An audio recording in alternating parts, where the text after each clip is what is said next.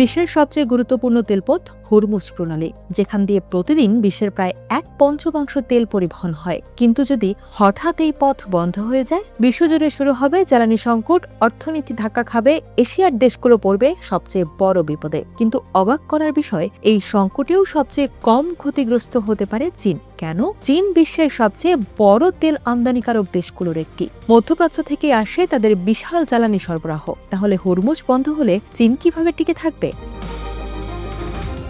এখানেই শুরু হয় আসল গল্প। প্রথমত, চীন অনেক আগে থেকেই বুঝে গেছে বিদেশি তেলের উপর অতিরিক্ত নির্ভরতা একদিন বড় ঝুঁকি তৈরি করবে।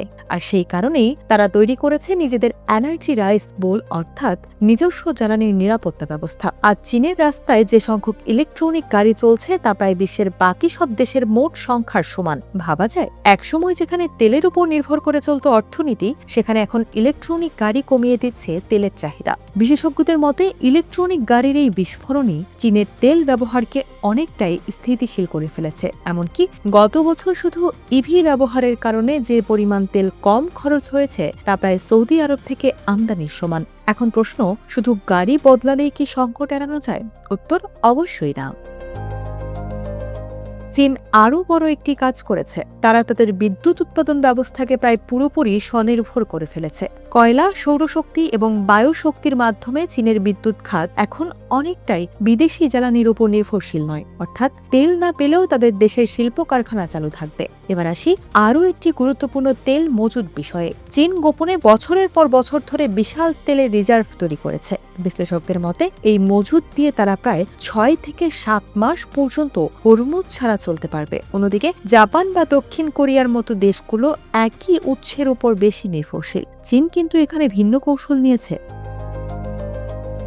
তারা একাধিক দেশ থেকে তেল আমদানি করে, রাশিয়া, ইরান, ভেনেজুয়েলার মতো সব জায়গা থেকেই। ফলে কোনো একটি উৎস বন্ধ হয়ে গেলেও পুরো সিস্টেম ভেঙে পড়ে না। এর পাশাপাশি রয়েছে পাইপলাইন নেটওয়ার্ক, যার মাধ্যমে সমুদ্রপথ বাদ দিয়েও তেল ও গ্যাস আনা সম্ভব। তাহলে কি বলা যায় চীন আগেই এই সংকটের জন্য প্রস্তুত ছিল?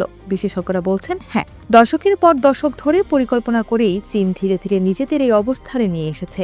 এখন প্রশ্ন, এর প্রভাব বিশ্ব রাজনীতিতে কি? যদি হরমুজ বন্ধ হয়ে যায়, সবচেয়ে বেশি চাপে পড়বে তেল নির্ভর অর্থনীতি। ইউরোপ সহ এশিয়ার অনেক বড় বড় দেশের মতো সবাইকে তখন নতুন করে ভাবতে বাধ্য হবে তাদের জ্বালানির নিরাপত্তা নিয়ে। কিন্তু চীন, তারা হয়তো এই সংকটেই সুযোগ হিসেবে ব্যবহার করবে নিজেদের শক্তি আরও বাড়ানোর জন্য।